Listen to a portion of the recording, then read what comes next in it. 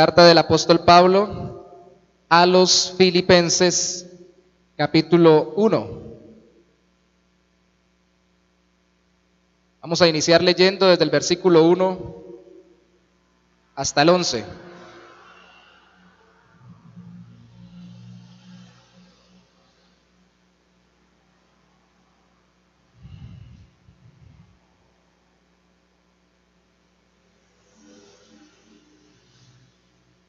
Mis hermanos, si lo tienen, regálenme un amén o ya llegué. Muy bien, para leerlo juntos. Dice la palabra del Señor. Filipenses capítulo 1, versículo 1 al 11. Pablo y Timoteo, siervos de Jesucristo, a todos los santos en Cristo Jesús que están en Filipos, con los obispos y diáconos. Gracia y paz a vosotros, de Dios nuestro Padre y del Señor Jesucristo. Doy gracias a mi Dios siempre que me acuerdo de vosotros, siempre en todas mis oraciones, rogando con gozo por todos vosotros, por vuestra comunión en el Evangelio desde el primer día hasta ahora, estando persuadido de esto, que el que comenzó en vosotros la buena obra, la perfeccionará hasta el día de Jesucristo. Como me es justo sentir esto de todos vosotros, por cuanto os tengo en el corazón y en mis prisiones y en la defensa y confirmación del Evangelio. Todos vosotros sois participantes conmigo de la gracia, porque Dios me es testigo de cómo os amo a todos vosotros con el entrañable amor de Jesucristo. Y esto pido en oración, que vuestro amor abunde más, aún más y más en ciencia y en todo conocimiento, para que aprobéis lo mejor, a fin de que seáis sinceros, irreprensibles para el día de Cristo, llenos de frutos de justicia, que son por medio de Jesucristo para gloria y alabanza de Dios. Yo sé que está pasando una caravana, no sé cuánto se demore, pero mientras pasa vamos a orar. Amén. Si no escucha mi voz, olvídese de mi voz y de la caravana. Vamos a orar por la palabra.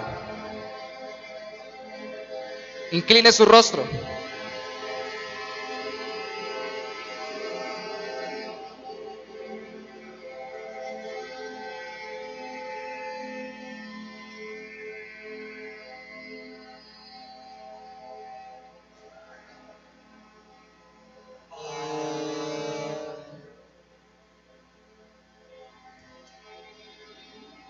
Gracias, Señor, por tu palabra. Gracias, Señor, porque tu Espíritu no solamente la inspiró, sino que también nos la revela o nos ilumina para que nosotros entendamos lo revelado en ella. Gracias, Espíritu Santo, por estar en nosotros. Gracias porque aún en medio del bullicio, no solamente de este momento, sino de la vida en total, de este mundo, de este tiempo, tu Espíritu Santo nos habla apaciblemente a nuestro corazón. Gracias por no dejarnos perder en el ruido de esta tierra, de nuestra propia carne y de lo que el mundo enseña. Gracias por morar en nosotros los que hemos creído en Cristo, amado Señor, amado Espíritu de Dios. Reverentemente te pedimos, Padre, que tu Espíritu Santo, por medio de la fe en Cristo, nos ilumine para entender tu palabra hoy, pero no solo para entenderla, para vivirla y para disfrutarla, conforme a tu voluntad en Cristo Jesús. Amén y amén. Alegría y gozo. Ahora que acabó de pasar la caravana, sirve de buena ilustración para demostrar que en este tiempo la alegría y el gozo, en este mundo y sobre todo en el mundo latino, se relacionan con la algarabía. Entre más escándalo haya, entre más sonido, mayor alegría supuestamente hay. Ya no solamente en la costa de nuestro país atlántica se sacan parlantes en carro en los tiempos de las fiestas o cuando hay celebraciones, también se hace en el interior del país. Y ojo con esto, al interior de nuestras iglesias a veces pensamos que entre más sonido tengamos, más avivado está el culto o más fuerte nuestra adoración al Señor. La alegría o el gozo se ha confundido con la algarabía, pero tenemos que recordar que mucha gente puede estar viviendo lo que le pasa al payaso profesional, aquel que por fuera ríe, pero por dentro su corazón llora. El gozo verdadero no solamente es risa externa y algarabía circunstancial. El gozo verdadero es el que da el Señor por medio de la presencia de su Espíritu, que es una alegría permanente en nuestra relación con Él. Amados hermanos, esta carta con la cual vamos a iniciar hoy, o a la cual vamos a estudiar desde hoy, es una carta preciosa del apóstol Pablo, donde se resalta eso, el gozo, la alegría, pero el gozo y la alegría cristiana. ¿Por qué me ha llevado el Señor a que veamos esta carta? Porque acabamos de pasar de un estudio del libro de Job, donde vimos el sufrimiento y el decaimiento que puede pasar un cristiano cuando sufre y no entiende por qué sufre tanto, o un creyente como le pasó a Job. Y no quisiera que nos lleváramos la impresión de que todos los creyentes son sufridos en el sentido de que sufren y nunca están alegres y gozosos. Es más, citando, si no estoy mal, al doctor, este predicador estadounidense del siglo pasado, que escribió Predicador y los Predicadores en su libro, Martin Lloyd-Jones, dice algo muy tremendo. Dice en una frase de su libro, dice: un cristiano amargado y triste o deprimido es una contradicción. No puede ser posible que el cristiano viva amargado. No puede ser posible que el cristiano, aún en medio del sufrimiento, pierda el gozo de la salvación o deje de experimentar alegría en su Señor. Hermanos, hay que reflexionar cuando nuestro corazón está decaído. Y ojo con esto, no necesariamente porque estemos activos estamos alegres. Ayer hablaba con uno de mis hijos y le comentaba cómo hoy en día los psiquiatras modernos tienen ya diagnosticado una nueva forma de depresión, la depresión activa de los jóvenes. Están todo el día en el internet, en el trabajo, en deportes, en entretenimientos, y el internet a través de teléfonos, de tablets, de computadores, todo el día activos, todo el día moviéndose, todo el día hablando, y están deprimidos. Y piensan que porque todo el día están activos, su corazón está alegre. La algarabía que unos la muestran a través de fiestas y de parrandas, ahora se demuestra a través de activismo en redes sociales y en diferentes cosas. Y eso no significa que el corazón esté alegre, realmente que esté gozoso. Por favor, vaya conmigo ahí a Filipenses, en el capítulo 1, en el versículo 3, dice: doy gracias a mi Dios siempre que me acuerdo de vosotros, siempre en todas mis oraciones, rogando con gozo por todos vosotros. ¿Cómo ruega Pablo? ¿Con qué? Con gozo. Y yo quisiera que entendiéramos que esto no es circunstancial. Vaya por favor, y no es algo particular de la vida de Pablo. Vaya conmigo por favor a Hechos capítulo 16.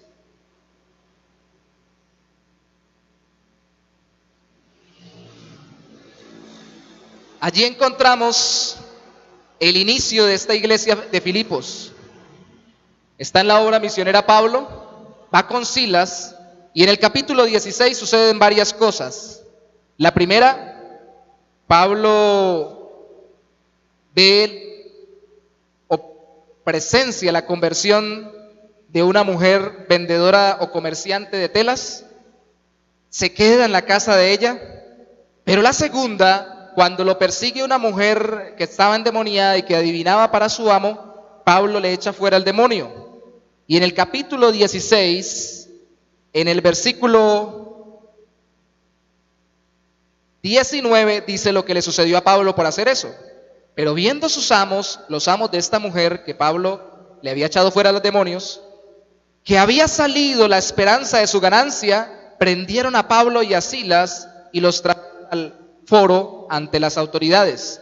Y presentándolos a los magistrados dijeron: estos hombres, siendo judíos, alborotan nuestra ciudad y enseñan costumbres que no nos es lícito recibir ni hacer, pues somos romanos. Y se agolpó el pueblo contra ellos, y los magistrados, rasgándole las ropas, ordenaron azotarles con varas. Después de haberles azotado mucho, los echaron en la cárcel, mandando al carcelero que los guardase con seguridad. El cual, el carcelero, recibido este mandato, los metió en el calabozo de más adentro y les aseguró los pies en el cepo. Pero hay muchos teólogos que lo han dicho y tengo que recordarlo, los peros son muy importantes en la palabra de Dios y en todos los escritos. Pero a medianoche, llorando Pablo y Silas, orando, no llorando, qué bien, orando Pablo y Silas. Yo pensé que podrían haber estado llorando porque estaban presos y en el cepo. Orando Pablo y Silas, se quejaban con Dios, cantaban himnos a Dios y los presos los oían. Pare un momento allí. Ahí estamos viendo que incluso al inicio de la iglesia en Filipos, cuando Pablo estaba evangelizando y apenas había una convertida, y luego en esta escena veríamos al siguiente, ya Pablo estaba demostrando en la iglesia de Filipos que el gozo del Señor no se pierde por las circunstancias. ¿Cuándo fue la última vez que usted estuvo preso y amarrado con un cepo o a un cepo? Nunca lo hemos estado, ¿cierto? Puede ser que alguien hubiera estado preso en medio de nosotros. Mi esposa estuvo presa alguna vez, no se asusten. Estuvo presa en Venezuela cuando pasó sin cédula, y allá en la población fronteriza, no cargar documento, lo llevan uno preso. Cualquiera de nosotros podría pasar por circunstancias muy difíciles. Y esas circunstancias no deberían desestimular el gozo de nuestro corazón en Dios. Deberían recordarnos que el gozo de nuestro corazón está en el Señor. Amén.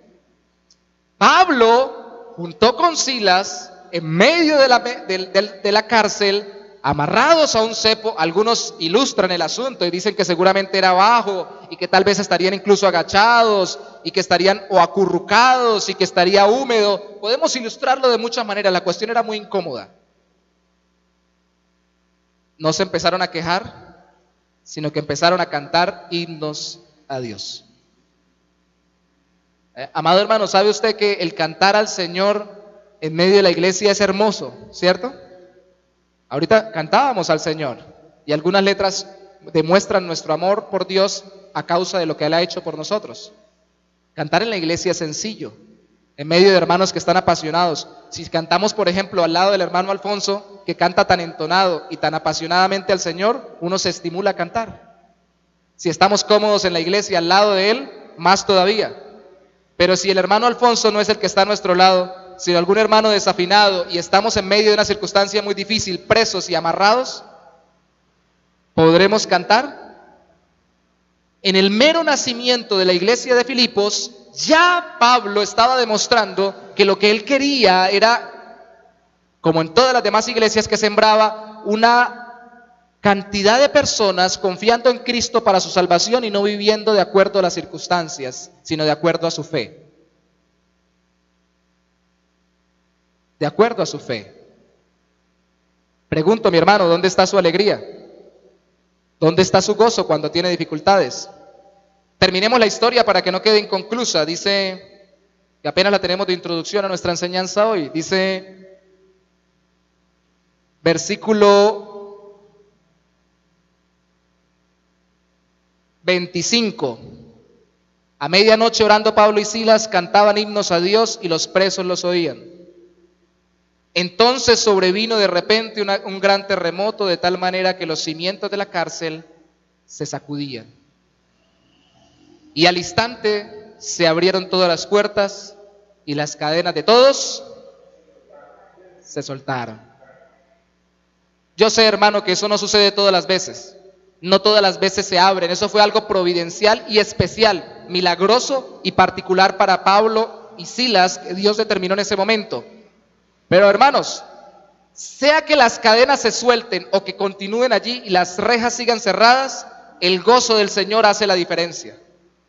Yo no veo a un Pablo diciéndole a Dios: Señor, vamos a cantar, vamos a gozarnos en su presencia para que usted suelte las cadenas y abra las rejas. Yo veo un Pablo con un Silas gozándose simplemente en el Señor.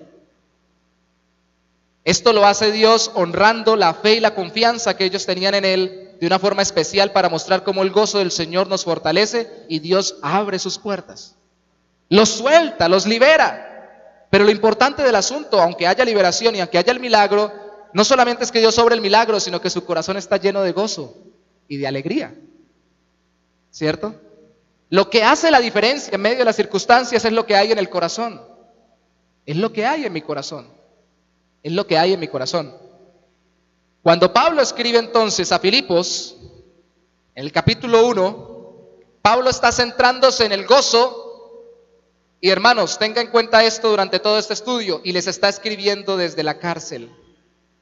En esta ocasión se cree Pablo está preso en Roma, en cuando escribe la carta a los filipenses, y menciona al menos 5 veces la palabra gozo en el original griego. Por lo menos otras 2 veces más la orden gozaos, traducido así en nuestra Reina Valera, y al menos otras 3 veces más la orden regocijaos, traducido así en la versión Reina Valera, y está en la cárcel. En esta ocasión, cuando Pablo escribe la carta a los filipenses, la cárcel no se abrió milagrosamente, ni los cepos se cayeron, pero está gozándose también en el Señor y les está pidiendo, hermanos, enseñándoles cómo gozarse en el Señor. Por eso muchos han llamado esta carta la carta del gozo. Sumando todas estas palabras, gozaos, regocijaos y gozo, sumarían alrededor de 12 veces, que son las mismas, o por lo menos una vez más, que aparece la palabra gozo en Corintios, que es la segunda de Corintios, que es la carta que tiene un triple de largo de la carta de Filipenses. Y sería la misma cantidad de veces que aparece en Hechos, y Hechos tiene por lo menos 7 veces más extensión. O sea, en una extensión tan corta en la carta, el apóstol Pablo se concentra en el gozo del Señor, en el gozo que produce la relación con Dios y en el gozo que debemos tener los cristianos que estamos confiando en Cristo como nuestro Salvador. Condensa el gozo y les pide: alégrense, regocíjense. Vamos, anímense. No se entristezcan por lo que están sufriendo, por lo que están padeciendo. Y les está escribiendo desde una cárcel. No les está escribiendo sin que él mismo tenga o deje de tener al gozo del Señor como su fortaleza. Ahora, el gozo del cristiano es una expresión íntima de la relación con Dios y de la relación en el Señor con los hermanos en la fe. Y esa es otra cosa que quiero que entendamos. Apenas estoy haciendo la introducción a todo lo que vamos a tener de enseñanza estas semanas. Cuando veamos el gozo del Señor en Filipenses, tenemos que recordar, y lo vamos a ver en cada ocasión, que no se centra en lo que tenemos, sino en con quién nos relacionamos. La alegría del hombre y de la mujer, especialmente en Cristo, no depende de cuánto tiene o qué circunstancias le rodean. Depende de con quién se relaciona. ¿Y quién es la persona primera con la que nos relacionamos los creyentes? Por la fe. Con Cristo, y por medio de Cristo con el Padre, y tenemos una relación con Dios. Si la relación es fluida, verdadera, genuina, nuestro corazón debe estar lleno de gozo. Recuerde esto: el gozo en ningún momento en Filipenses y en ninguna parte de la Biblia radica, el gozo profundo que da Dios en el corazón, no el gozo temporal, sino el gozo permanente. Ninguna de esas veces radica simplemente en lo que tenemos, en que recibí dinero, en que las circunstancias me salieron mejor. Radica en las relaciones que tengo, primeramente con Dios y segundo con mis hermanos en la fe. En las relaciones. Y esto me lleva a otra aplicación para introducir toda la carta. Hermanos, Si queremos vivir alegres, debemos dejar de pensar tanto en lo que tenemos o no tenemos y debemos empezar a enfocarnos en las personas con las cuales Dios nos rodeó. Dios nos bendice para alegrarnos la vida con las personas más que con las cosas. Más que con las cosas. A veces hasta perdemos la alegría de la relación con las personas por las cosas. En medio de las familias hay conflictos. Hablaba, creo que era con Miguel Ángel en estos días, que hace muchos años marcó mi corazón una mujer que conocí, que era profesional, que ya tenía levantado un hogar, unos hijos grandes como los que ahora yo tengo de la misma edad, y me recordaba hablándome cómo cuando ella recién se casó no tenía nada con su esposo, decía no teníamos ni en dónde comer, y empezamos a trabajar y a buscar finanzas, y cada vez que comprábamos una vajilla o comprábamos una tacita, así fuera un pocillito, festejábamos con alegría porque compramos un pocillo, una vajilla, y éramos felices. Hoy en día que ya tenemos trabajo los dos, tenemos un nivel económico, tenemos negocios, tenemos gran cantidad de cosas, tenemos hijos criados y levantándose, partimos la vajilla discutiendo. Nos tiramos los pocillos peleando. Y peleamos o discutimos por las cosas que ahora acumulamos. Hermanos, la bendición no está en las cosas, la bendición está en las relaciones. Primeramente en la relación con Dios por la fe en Cristo y segundo en la relación con las personas. Y eso me lleva a otra aplicación, haciendo una introducción larga para todas estas semanas. ¿Dónde está la bendición de la iglesia? ¿En tener cosas? ¿O en relacionarnos juntos con Dios y relacionarnos en la fe en Cristo entre nosotros mismos? ¿Dónde está? ¿Dónde está la bendición? ¿Dónde está la felicidad? ¿Dónde está la alegría de la iglesia? Porque el termómetro de la alegría y del gozo del Señor, cuando nos sea puesto por Dios, va a marcar más o menos en la medida en que nos enfoquemos como iglesia, como grupo de creyentes, a alegrarnos por la relación con los hermanos y con Dios a través de los hermanos. Si nos vivimos pendientes de lo que los hermanos tienen o dejan de tener, y lo que como iglesia tenemos o dejamos de tener solamente, y no en relacionarnos como hermanos, no habrá gozo del Señor que sea nuestra fortaleza. ¿Cierto? ¿Sí o no? Por eso es que los extrañamos, hermanos. Haciendo una aplicación práctica, por eso es que se extrañan. Por ejemplo, hoy vino Ivonne con un look distinto. No sabíamos que tenía nuevo look. ¿Sí? Ahorita llegó Joana, que no había venido la semana, sí vino la semana pasada. Nos extrañamos, o ustedes no extrañan a las personas que no vienen a la iglesia, ¿cierto? Y por eso nos anhelamos y por eso deberíamos orar por ellas. Eso me lleva al primer punto de todas estas enseñanzas que vamos a tener, y es que el gozo del cristiano se fundamenta en Dios y en la relación con Dios o con las personas por la fe en Dios, pero se manifiesta orando por los hermanos en la fe. Allí el gozo que tenemos en el Señor se manifiesta y crece. ¿Por qué lo sé? Acabamos de leerlo, volvamos a repetirlo. Filipenses capítulo 1, verso 3. Doy gracias a mi Dios siempre que me acuerdo de vosotros. ¿Usted da gracias a Dios siempre que se acuerda de los hermanos? Dice el versículo 4, siempre en todas mis oraciones, rogando con gozo por todos vosotros. Y qué trabajo que nos está poniendo el texto bíblico.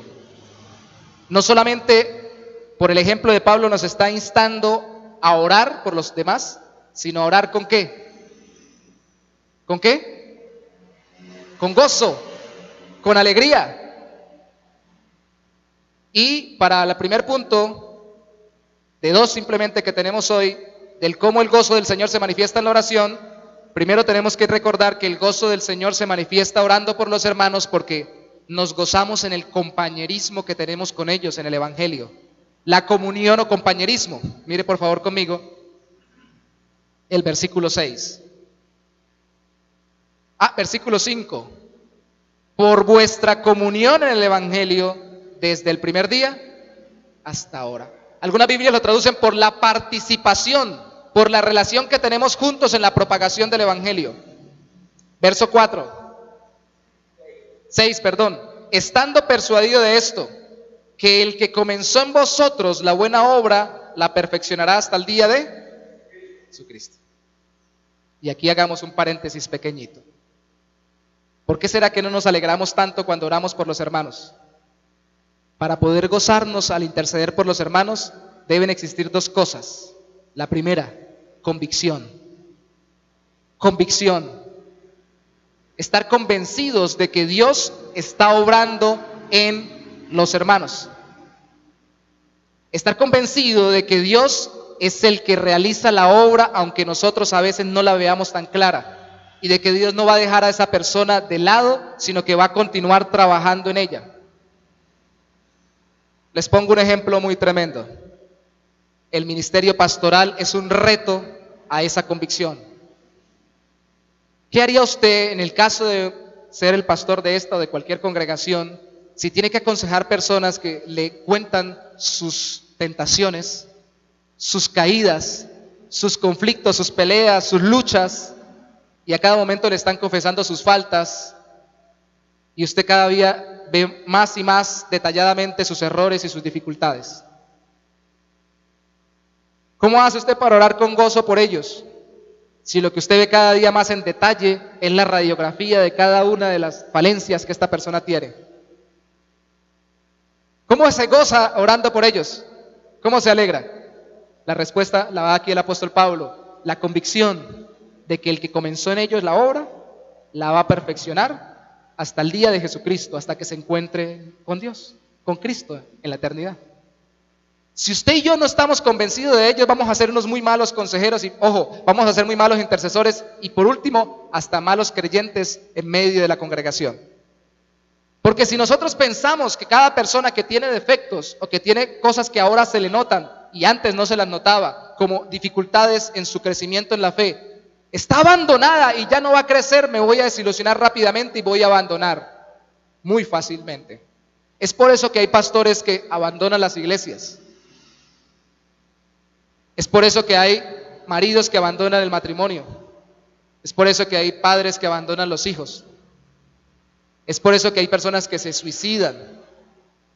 Hermanos, la realidad es que las personas que se suicidan tienen una respuesta extrema de abandono o de escape, porque piensan que ya no pueden lidiar más con sus circunstancias o con las relaciones con las personas que tienen dificultades.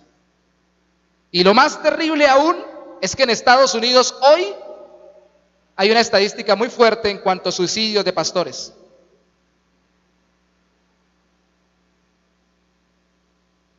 ¿Por qué será? ¿Por qué Pablo no se suicidó si estaba escribiendo desde la cárcel y no era la primera vez que lo ponían preso? ¿Por qué Pablo no les escribe diciéndoles estoy muy triste, por favor ayúdenme? Sino que al contrario los manda a que se gocen, se goza orando por ellos. Porque él estaba convencido de que el Señor lo que comienza, lo termina. Lo que el Señor comienza, lo termina. Lo que el Señor comienza, lo termina. Y les voy a dar una clave que me ha servido a mí en mi vida ministerial y en mi vida personal, familiar y en todo tipo de relaciones, para orar con gozo por las personas. Yo siempre le he dicho al Señor, Señor, permíteme ver la persona conforme tú la ves y conforme tú la ves en el futuro, transformada y perfeccionada, no conforme la veo ahora caída y derrotada en esta u otra circunstancia. Porque cuando veo una persona caída y derrotada, la tentación es fácil de decir, yo le dije. Y cuando uno va a orar por ella, no ora con alegría, sino ora pensando, ¿eso para qué orar por ella? Ahí le estoy pidiendo, Señor, pero eso como que es perdido. Ya ni para qué trabajar tanto en esa persona.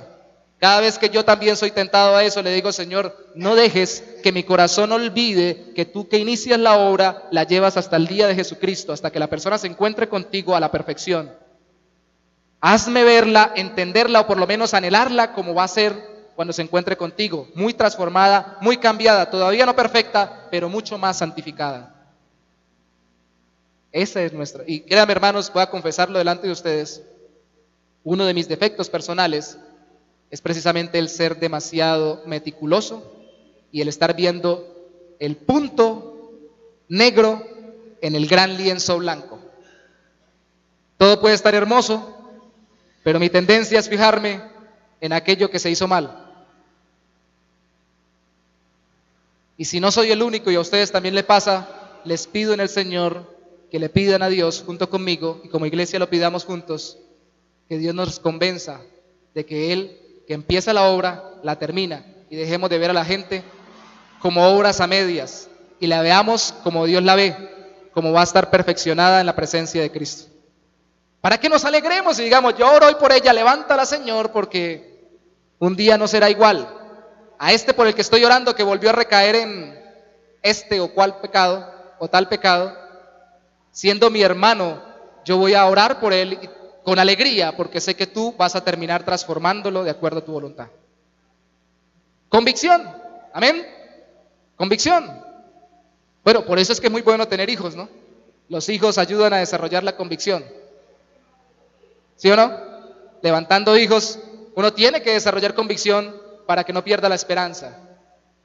Segundo, además de convicción, para orar con gozo por los hermanos, se necesita demostración también.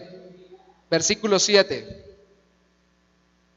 ¿Cómo me es justo sentir esto de vosotros, de todos vosotros, por cuantos tengo en el corazón, dice Pablo a los filipenses, y en mis prisiones, y en la defensa y confirmación del Evangelio? Todos vosotros sois participantes conmigo de la gracia. Qué tremendo, ¿no? Pablo tenía no solamente en cuenta para orar con gozo lo que los hermanos iban a ser perfeccionados al final por Cristo, sino también por las demostraciones que ya habían tenido de su conversión al Señor. Y Pablo veía como una demostración de la obra de Dios en los filipenses el hecho de que lo habían acompañado en sus dificultades y el hecho de que lo habían acompañado en sus momentos de evangelismo. Tanto en las malas circunstancias como en las mejores circunstancias, los filipenses habían estado con Pablo por amor del Señor. Y Pablo veía esto y lo recordaba para poder orar con gozo por ellos. Pablo había estado preso y ellos habían ayudado a Pablo en prisión.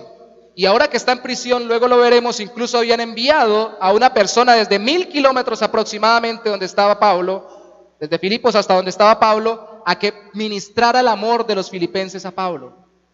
Todo por amor al Señor y al Evangelio. Pablo decía, eso para mí es una demostración de que ustedes están siendo transformados por el Señor y me da una alegría y me da un gozo y por eso oro por ustedes con alegría y con gozo. Pero lo otro era que también lo habían acompañado en la predicación del Evangelio. Mi amado hermano, aquella persona que con nosotros ha compartido el Evangelio y ha orado por otros y ha predicado de Cristo a otras personas, es una persona con la cual nosotros deberíamos sentirnos compañeros y por la cual deberíamos orar con gozo. Así hoy no tenga las mejores circunstancias. ¿Cuándo fue la última vez que como Iglesia Bautista el Buen Pastor hicimos un trabajo evangelístico? El año pasado, ¿cierto? Hicimos un culto enfocado en invitar personas, ¿sí o no? ¿Recuerdan? Y Dios, que nos es testigo, sabe que ustedes se esforzaron por presentar el Evangelio a ciertas personas y las invitaron a la iglesia, ¿cierto? Y yo, humanamente hablando, lo tomo como un referente para entender que ustedes han sido tocados por el Señor y que continúan estando con Dios. Y que cuando veo que no evangelizan o que yo mismo no evangelizo con la misma medida que lo hicimos ese día, tengo que echar de ver que algún día lo hicieron y empezar a tomar eso como referentes de que ustedes han cambiado y han sido transformados por el Señor. Y estimularme a orar para que vuelvan a hacerlo, con gozo, con alegría y no con tristeza porque sencillamente no lo están haciendo. Hermanos, la oración debe ser una oración alegre, la intercesión debe ser una intercesión con gozo, con alegría, mirando lo que antes los hermanos demostraron que caminan en el Señor. Amén. En estos días cuando estuvimos, por ejemplo, en el grupo familiar, que es un trabajo constante para evangelismo y enseñanza, en la red familiar dirigido por Carlos y por la hermana Joana, es una alegría ver cómo los hermanos se esfuerzan por presentar el Evangelio. Y cuando yo oro por Joana y oro por Carlos, me es inevitable el alegrarme de que estén trabajando por presentar el Evangelio a otras personas. Pero si voy a orar por ellos con alegría, no puedo centrarme solo en sus dificultades y fallas. Tengo que centrarme en lo que han hecho por amor al Señor. Ustedes mismos, hermanos, ¿ustedes creen que yo podría orar por ustedes con tristeza y no con alegría? Sabiendo que ustedes han sacado el domingo de hoy, o este domingo, este primer día de la semana, para buscar al Señor con la congregación. Que han desechado o renunciado a la tentación de la cama. Que han dejado a un lado el deseo de quedarse haciendo nada, pero sobre todo con personas como Joana, que le toca trasnochar, no sé si viene de turno de toda la noche. Que renuncian a quedarse en la cama descansando por amor al Señor y por compartir la palabra en Cristo. Que han dejado a un lado ciertas actividades y hasta invitaciones algunas veces, como algunos hermanos lo han compartido, y han decidido venir a congregarse para ser alimentados por el Señor con su palabra y en oración. Para mí, eso es una demostración de confianza en el Señor y de fe en Cristo. Y cuando oramos, entonces lo hacemos con gozo. Usted también debe hacerlo.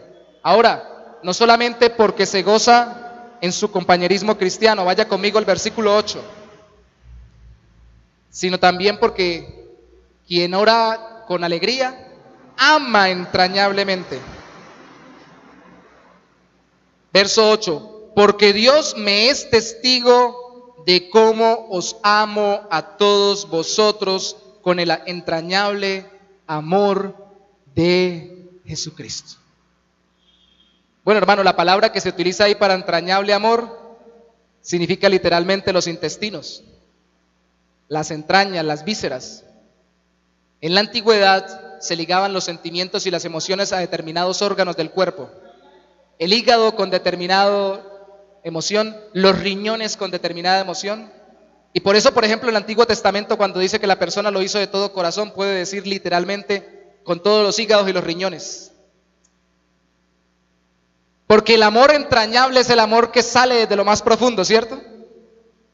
Bueno, de hecho, ¿cuántos de ustedes han sentido tal amor?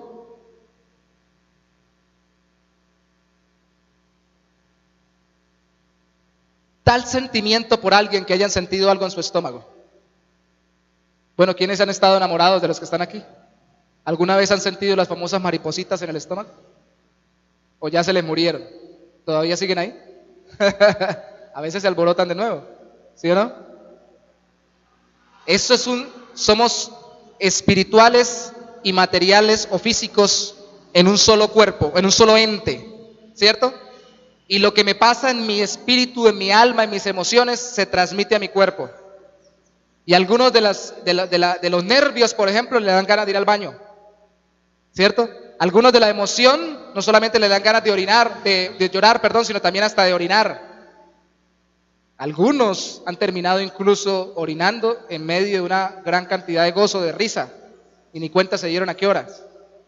Somos cuerpo y espíritu, estamos ahí en un solo ente. Y lo que dice aquí el apóstol Pablo cuando utiliza esta palabra, lo que está queriendo decir es: tan profundo mi amor que hasta lo más profundo me conmuevo cuando pienso en ustedes. Es un amor entrañable. No es en vano la expresión cuando la mujer dice al hijo: tú eres el hijo de mis entrañas, ¿cierto?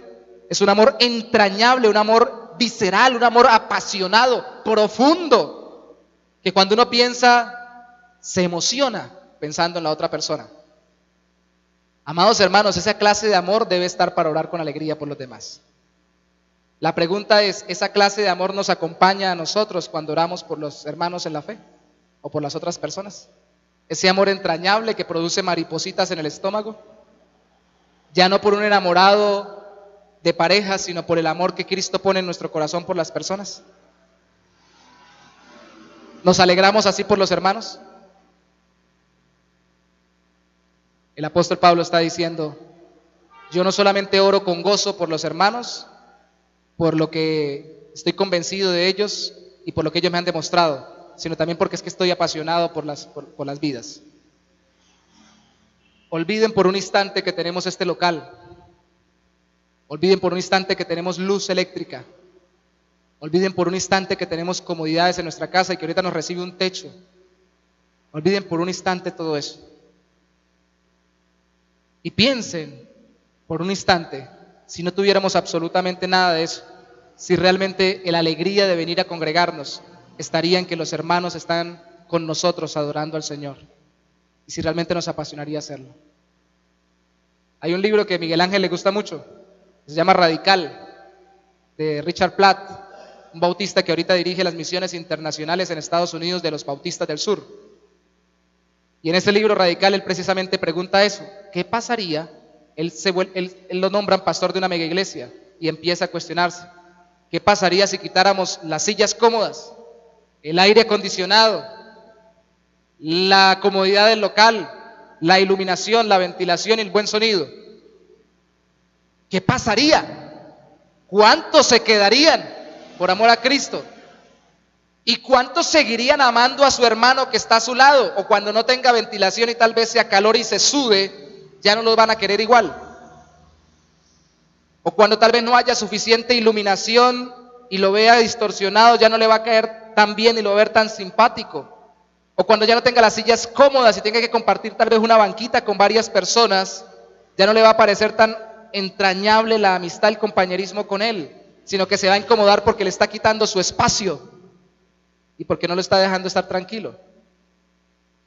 Amados hermanos, la comunión entrañable, la oración con gozo se da por una comunión entrañable con los hermanos. Es por eso que en nuestra iglesia nos seguimos saludando de abrazo, de ósculo santo, abrazo y beso. Habrán personas que lleguen de fuera, espero que así sea y no de dentro, que malinterpreten el abrazo y el beso entre hermanos. Pero nosotros queremos seguirnos sintiendo parte de una familia y recordarnos que somos uno en Cristo Jesús. ¿Cierto? Sea que el hermano llegue bien simpático y bien acicalado, hasta con nuevo peinado como nuestra hermana, o que llegue una travesía tremenda, que acaba de llegar de un viaje, llegó sudado, llegó en dificultades, acabó de llegar y le diga, ay hermano, es como que mejor no mirarlo ni tocarlo. Entendemos que debe mejorar cada uno de nosotros la forma como se presente y debe cada día estar más excelente delante del Señor, pero eso no puede impedir el que nos apasionemos por los hermanos y las vidas de ellos y lo que Dios está haciendo en sus corazones. ¿Realmente usted se apasiona por lo que Dios está haciendo en el corazón de otros? ¿Cómo le parece lo que está haciendo Dios en el corazón de Miguel Ángel? ¿Cómo le parece lo que ha hecho Dios en el corazón del hermano Alfonso? Ahora aún en sus 90 y pico de años. ¿Cómo le parece lo que Dios está haciendo en la vida de Daniel? O en la vida de mi hermana Ivonne. ¿Cómo le parece? ¿Cómo le parece? Hermanos, hemos perdido el sentido de asombro. Empiece a contemplar a lo que Dios está haciendo en la vida de los demás y alégrese, y entonces ámelo entrañablemente y ahí sí ore por él con toda la alegría. Dediques tiempo, siéntese tranquilo, en calma, y empiece a pensar en sus hermanos y a desarrollar la capacidad dada por Dios de amarlos desde el corazón, desde lo más entrañable, y ore por él. Pero si usted no se sienta a pensar en los demás, olvídese, nunca va a desarrollar esa capacidad. Si usted cuando estamos acá no desarrolla un tiempo con el hermano y la hermana, tampoco, y si luego no desarrollamos algún espacio para compartir juntos, menos. No nos podemos perder de visión. La visión de la iglesia no son los edificios, son las personas. La gloria para Dios por medio del Evangelio de Jesucristo, pero en las vidas de las personas, no simplemente en un local y no simplemente en un sistema material. ¿Sí, mis hermanos? ¿Amén? Y no solamente les ama entrañablemente en Cristo porque sí, sino les ama con un objetivo. Mire, y ora por ellos con un objetivo. Versículo 9, por favor, conmigo. Y esto pido en oración, que vuestro amor abunde aún más y más en ciencia y en todo conocimiento. Pablo ama para generar amor, igual que hace el Señor. El Señor nos ama para generar en nosotros amor por Él. Uno no ama para generar odio, uno ama para que lo amen, para generar amor. No ama si lo aman, no pone condición, el verdadero amor no es condicional, pero sí ama para que desarrolle el amor en el corazón de esa persona por uno y por los demás. Ama para transformar, ama para cambiar. Y el apóstol Pablo ama y ora con gozo por los hermanos para que ellos cada vez amen más y tengan en su amor, de acuerdo al versículo 9, más y más en ciencia y en todo conocimiento. Se ha malinterpretado el amor hoy en día y se ha pensado que el amor, y no es el amor bíblico, es un amor inconsciente. Yo lo quiero y no sé ni por qué. Yo lo quiero y a mí no me interesa que se esté tirando la vida y se esté matando contra el mundo. Yo de todas formas lo amo o la amo. No. Uno ama a pesar de eso, pero uno ama para que la persona cada día más entienda. En el amor comprenda. Y en este caso específico, tengamos ciencia o conocimiento y entendimiento de Dios y de su voluntad. Primero. ¿Cómo lo sé? Verso 10, para que aprobéis lo mejor, a fin de que seáis sinceros e irreprensibles para el día de Cristo, llenos de frutos de justicia, que son por medio de Jesucristo para gloria y alabanza de Dios. No solamente quiere incentivar un amor, sino que también quiere incentivar la santidad del creyente. Hermanos, uno no ama, vuelvo y lo repito, porque no entiende, uno ama para desarrollar entendimiento. En la medida en que usted ame más al Señor, más va a comprender de Él. Y en la medida que más comprenda, más va a amarlo. Pero en la medida en que Dios ponga más su amor y usted sea más receptivo al amor del Señor y lo experimente, usted va a desarrollar más entendimiento de quién es Él, porque va a entender que Él lo ama y va a empezar a ver más aspectos de sus características. Ese es el gran problema, por ejemplo, en los matrimonios. Permítame devolverme otra vez a eso del amor y el entendimiento. Uno piensa en la relación de pareja que uno ama para que la persona lo ame a uno, simple y sencillamente y nada más. Cuando uno ama, hace que la persona lo ame y también lo entienda y desarrolle mayor comprensión de quién es uno, tanto en sus virtudes como en sus defectos. En el caso del Señor, el Señor nos ama y como no tiene defectos, desarrollamos mucha mayor pasión con todas sus virtudes y nos apasionamos por Él. Pero el verdadero amor desarrolla la capacidad de entender, de aceptar y de ayudar a mejorar. ¿Sí? Ese es el verdadero amor. ¿Sí o no? Pero no solamente eso, sino que desea que ande mayor santidad. Imagínense, para ilustrarlo, que yo estoy esperando un bus para Cúcuta. ¿Por acá pasa el bus para Cúcuta? ¿Pasa un bus para Cúcuta por acá? ¿Por acá no, ¿no es cierto? ¿Por dónde, hermano? Usted que sabe de rutas. Por el Parque del Agua, ¿cierto? Yo me paro en el Parque del Agua, ¿cierto? Estoy esperando un bus para Cúcuta. Y pasa uno en dirección contraria hacia arriba, que en vez de decir Cúcuta dice Bucaramanga o dice Bogotá, peor. ¿Estaría bien que yo me montara en él? ¿Cierto que no? Si yo espero algo, yo no desecho todo lo que no va conforme a eso que espero. Entonces la persona por la cual estamos orando para que aprenda a escoger y a desechar, a escoger lo que le encamina conforme a la voluntad de Dios y la ruta del Señor, y a desechar todo aquello que lo saca de la voluntad de Dios y que lo hace más lejano a la gloria del Señor. Por eso oramos. Hermanos, el ejemplo del bus es sencillo, porque a veces nosotros oramos para que la gente simplemente se monte en un bus y no estamos orando para que se le monte en el bus del Señor. Es decir, oramos para que esté bien, sentamos a interceder por un hermano. Señor, ayuda al hermano a que esté bien,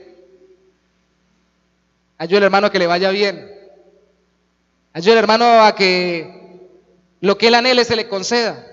Y resulta que si él está anhelando algo equivocadamente que no es conforme a la voluntad del Señor, ¿qué estoy pidiendo yo? ¿Cierto? Para ilustrarlo mejor, alguna vez en un grupo de familiares nos reunimos a orar por una pareja, por una familia, y una señora tenía a su esposo viajando, y me dice ella: oren por favor por mi esposo, que está trabajando en Venezuela. No me pregunten cómo, yo tuve un sentir en mi corazón que no me agradó el orar por esa persona, ni por lo que ella estaba pidiendo. Entonces yo no me aguanté y pregunté, porque no es nada malo en preguntar: ¿y qué trabaja? ¿Qué es lo que está haciendo en Venezuela? No, él está viajando llevando algo. ¿Y qué lleva? Tuvo que confesar que lo que llevaba era droga y que parece que lo habían agarrado algunos de los del cartel con el que estaba trabajando. Y yo le dije: ¿orar para que le vaya bien en el trabajo sería lo ideal? ¿O más bien no deberíamos orar para que Dios lo convenza de lo mal que está se salga de eso y Dios lo libre de continuar en lo mismo? Curiosamente, la hija, no recuerdo si en ese mismo día o en otro día, de esa misma persona, me pidió que oráramos por el esposo, también de ella, que era policía. Y me dijo, es que nos está yendo muy mal económicamente. Por favor, ore para que mi esposo le vaya bien en el trabajo. Yo le dije, espere un momentico. ¿Su esposo qué es? Policía. ¿Tiene un sueldo? Sí. Entonces, ¿por qué que le vaya bien? O sea, que le dé más sueldo, que lo asciendan. Podemos orarle a Dios para que lo incentive y lo puedan ascender y todo lo demás. Eso está bien. O me está pidiendo que lo pongan en un lugar a trabajar donde él pueda hacer más sobornos o más chantajes y pueda sacar más dinero. No, pues sí, pero ya que lo pone usted de esa manera, eso como que no es lo correcto. ¿Eso es lo que me está pidiendo? Tuvo que reconocer que sí, que eso es lo que me estaba pidiendo. Hermanos, no todo bus nos sirve en el sentido de avanzar, y no todo aquello por lo que los hermanos nos pidan que oremos, realmente así debemos orar. De acuerdo al apóstol Pablo, miren qué bonito lo que dice el apóstol Pablo acá en el capítulo 1. Dice, para que aprobéis lo mejor. El cristiano no simplemente tiene que hacer lo que puede hacer, tiene que hacer ¿qué? Lo mejor. Y lo mejor es lo que es conforme a la voluntad de Dios. Lo mejor. ¿Para qué? A fin de que seáis sinceros e irreprensibles para el día de Cristo, llenos de frutos de justicia, cada día más santos y más justos, que son por medio de Jesucristo para gloria y alabanza de Dios. ¿Intercedemos con gozo por los hermanos? Sí, porque confiamos en que Dios está obrando en ellos, y sí, porque hemos visto demostraciones de la obra de Dios en ellos, pero porque los amamos y queremos que cada día hagan lo mejor. ¿Y será que los hermanos pueden mejorar? Hermanos, ¿ustedes pueden mejorar?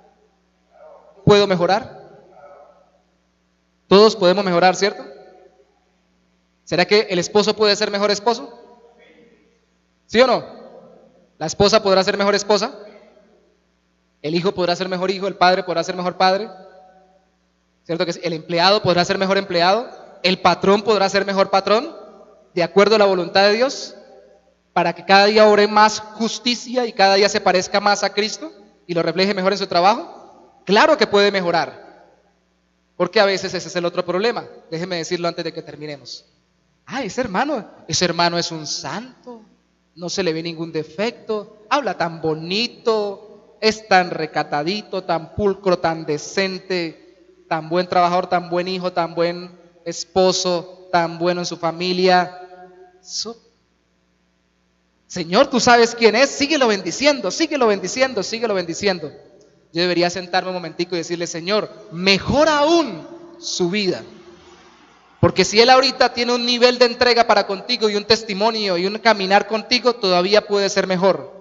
Si yo dejo de creerlo, perdí el año. Entonces no voy a interceder por aquellos que veo tan bien. Voy a hacer lo mismo que hacen los fariseos, pero no desde la petición de oración, sino desde el dar oración. Voy a pensar, ese está muy bien, por ese no oro.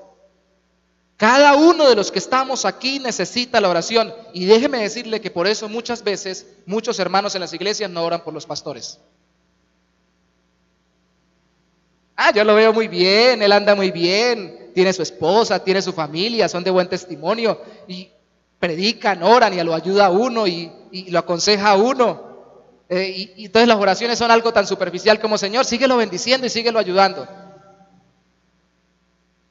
Y no empezamos a sentarnos a meditar en las tentaciones que tiene para desmejorar.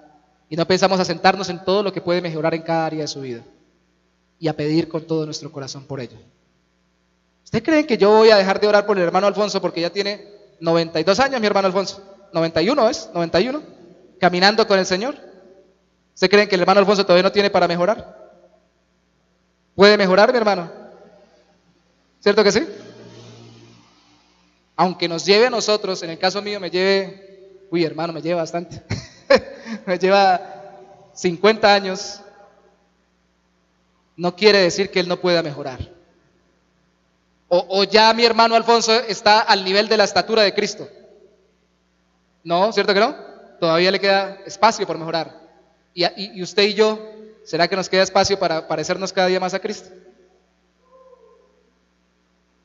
Y si todavía tenemos por mejorar, oremos con alegría, porque lo que nos falta es bastante y porque es mucho lo que vamos a recibir de bendición. ore con la expectativa de que todavía lo que viene es mucho y que todavía hay mucho que el Señor tiene que hacer por nosotros. Y entonces va a orar con más alegría por los hermanos. Hermanos, es mucho lo que Dios tiene que hacer en usted, es mucho lo que Dios tiene que hacer en su iglesia, en nuestra iglesia. Así que oremos con gozo por nuestra iglesia. Y por eso los invito a que cuanto más nos gocemos en el avance de Cristo en otros, seamos más felices, pero también entendamos que todavía no se ha detenido su reino y que todavía tiene mucho más los hermanos y la iglesia entera por avanzar. Y por eso siempre pido, no como un cliché, sino como una realidad, oren por mí y oren por todas las personas que estén en eminencia en la iglesia. Porque somos conformistas muchas veces y pensamos que ya estamos bien y que ya no hay más para arriba ni que mejorar. En todos los ámbitos, hermanos. Algunos de ustedes han desarrollado negocios particulares y no quiero que dejen de pensar eso. Y pueden mejorar sus negocios propios, ¿sí o no? Pueden mejorar en su trabajo.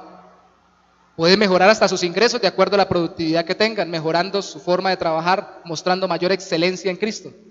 La idea es reflejar a Cristo, lo demás viene por añadidura. De que viene, viene. De que viene, viene. Nosotros oremos con gozo y con alegría. Vamos a ponernos a nuestros pies en esta hora y vamos a orar. Señor, damos gracias a ti, mi Rey, por cartas en tu palabra como la de Filipenses, que no nos da un tratado frío de teología, siendo tan rica y tan profunda la teología, lo que nos enseña de ti, sino que nos da una aplicación práctica de lo que tú nos has revelado en tu palabra, de ti y de tu voluntad. Gracias por no dejarnos ahí en el mero conocimiento intelectual o la mera experiencia de la mente, sino en llevarnos a desarrollar un amor, primeramente por ti y luego por nuestros hermanos. Gracias por no dejarnos fríos y sin pasiones, sino por encauzar nuestras pasiones y nuestros sentimientos de acuerdo a tu voluntad. Gracias por hacernos caer en cuenta que no se trata de vivir como autómatas, simplemente cumpliendo requerimientos, requisitos o mandamientos, sino se trata de hacerlo de una forma apasionada, alegre, gozosa, y que hacer tu voluntad significa para nosotros cada día profundizar más en esa alegría. Gracias por recordarnos, Señor, que no depende de nuestra alegría ni nuestro gozo de las circunstancias ni de las reacciones de las personas. Depende de la relación contigo y la relación que en tu nombre tengamos con ellas. Gracias, Señor, por recordarnos que todavía nos queda mucho por mejorar a nosotros y que todavía podemos orar con mayor alegría, con mayor expectativa por los demás hermanos y por esta iglesia, porque lo que queda por delante es mucho de lo que tú has de transformar nuestros corazones y nos has de llevar a la imagen de Cristo. Gracias por alegrarnos, Señor, y no permitir que caigamos en depresión contemplando las miserias de este mundo ni nuestras propias fallas y dificultades, sino por levantar nuestro rostro como un padre bueno puede levantar la barbilla de su pequeño bebé, para que te podamos ver, Señor, amoroso, precioso y santo, y cada día querer parecernos más a ti y decir, Señor, yo quiero ser como tú. Me alegra, Señor, que entienda que estoy todavía en esta etapa de mi crecimiento espiritual, porque eso me hace entender con mucho gozo que hay mucho que tengo por transformar en mi vida y que tú has de cambiar por tu gracia en mi corazón. Gracias por hacer que, Señor, en esta mañana recordemos que entonces no debo dejar de orar ni por mi pareja, ni por mis hijos, ni por mi familia, ni por mi iglesia, ni por mis hermanos, ni por las demás personas que han caminado contigo a mi lado, porque todavía hay mucho que tú tienes por hacer.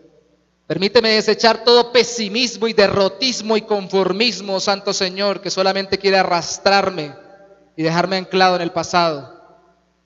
Y permíteme mirar adelante, a la meta del supremo llamamiento en Cristo Jesús, para orar con alegría y pedir por mis hermanos, esperando con gozo lo que tú has de hacer en ellos y ayudándolos conforme tú me permitas hacerlo.